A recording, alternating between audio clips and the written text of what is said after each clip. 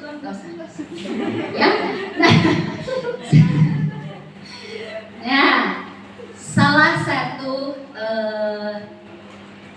satu ahli mengatakan bahwa yang namanya jihad itu adalah mengerahkan semua potensi yang kita miliki secara apa? Secara maksimal dan terus-menerus. Ya. Memang sih tidak mudah ya Pak Ustadz ya. Kita dikatakan sebagai generasi mujahid karena apa? Bapak Ibu Teteh? Karena dia akan ada proses seleksi. Proses seleksi itu di mana? Di mana kita mendapatkan ujian, tantangan. Ibu Teti tadi nyampaikan ya, bagaimana sih cara kita sukses di HNI dengan apa? PCA. Bapak Ibu, kalau PCA itu mulus semua, senantiasa mulus nggak sih? Tidak. Bakal ayah ditolak, bakal ayah nanti bu dicibirnya. Kita sales monolog bisa tanggung wae, pasti seperti itu. Itulah tantangan ujian yang dijadikan ajang seleksi, di mana nanti kita akan masuk ke jajaran para mujahid atau para pejuang produk halal. Aduh, ini dia. Allah. Ya, tapi Allah. Nah, itu ya, Bapak Ibu. Yang ketiga adalah tadi jadilah kita generasi yang berjihad di jalan Allah. Nah, kalau di sini kedah ayat istilahnya apa kalau itu Pak Ustaz? Istimror ya. Istimroriyatul amal. Amal udah terus-terusan. Sekali ditolak, tong melenong. 2 kali ditolak. Kita mabuk ya nih. Nanti hasil dari penghebat ini kita minimal ada beberapa urat yang kita putuskan. Cung yang bisa 1 urat malu, 2 urat Ragu, 3 urat malas alias meerohnya.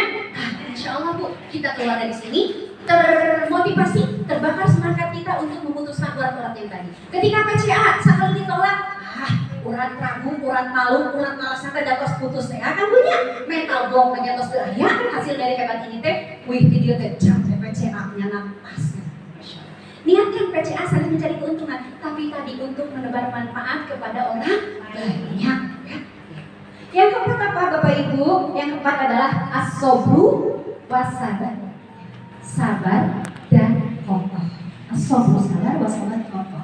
Dalam Al-Quran ada ya ayat Pak Ustadz ya, bahwa iman itu dikatakan sebagai kasyajaratin thayyibah asluha sabitun fil ard wa far'uha fis sama. Janten urangku kedah gaduh mental atau gaduh sifat yang sabar dan kokoh.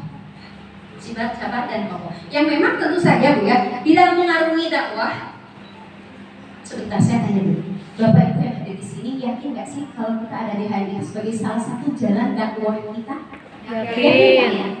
Insya Allah ya, harus yakin itu ya. Karena apa Bu? Karena kita ini di HNI bukan hanya sekedar bisnis ya tadi yang urusannya dunia, tapi juga insya Allah berkaitan dengan akhirat ya. Jadi yang keempat yaitu as-sabru wasabar, kokoh dan sabar. Ketika kita memutuskan untuk menjadi seorang pendakwah, untuk menjadi seorang pejuang di HNI, tentu saja kita sudah memikirkan konsekuensinya, betul ya? Ya, konsekuensi yang dimaksud diantaranya apa? Adanya ujian-ujian, gitu ya. Nah, jadikanlah ujian ya tadi yang kita hadapi itu sebagai apa Bapak Ibu? 1, sebagai penghapus dosa, ya. Yang kedua, pengokohan perjuangan kita. Yang ketiga, jadikan sebagai ajang untuk menaikkan tingkat atau derajat kita baik di dunia atau di akhirat. Saya mau bertanya sama Bapak Ibu yang ada di sini, Cung yang sudah menjadi manajer 1, 2, 3, 4, 5, 6. Siapa yang senior manager?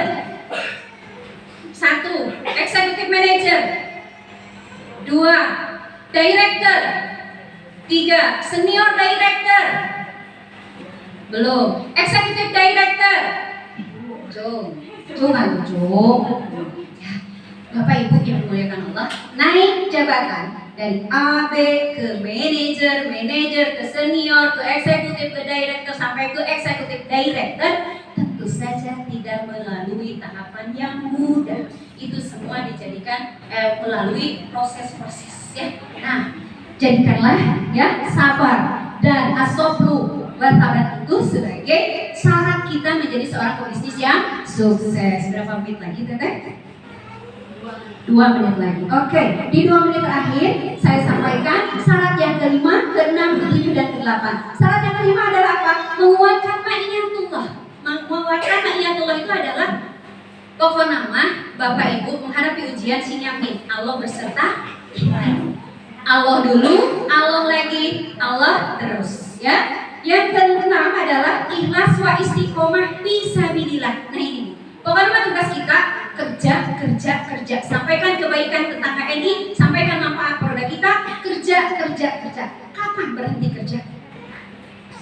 Rasulullah mencontohkan, kita berhenti berjihad itu sehingga sehingga nanti kaki kita sudah menampakkan di surga, ya. Ini ya. Yang ketujuh adalah generasi yang berdoa meminta pertolongan hanya kepada Allah. Berarti ketika ada apapun kita mulai berdoa kepada Allah. Di tengah perjalanan doa keras ke Allah. Yang terakhir pun ketika kita mendapatkan kesuksesan, kita terus berdoa sama Allah. Syarat yang ke-8 adalah tawakal Allah. Sudah berusaha berikhtiar semaksimal mungkin, PCA kemana-mana, ya, gesit kaditu-kadieu, serahkan urusannya selanjutnya kepada Allah Subhanahu wa Ta'ala sebagai bentuk tawakal kita kepada Allah Subhanahu wa Ta'ala. Mungkin itu saja dari saya, mudah-mudahan ada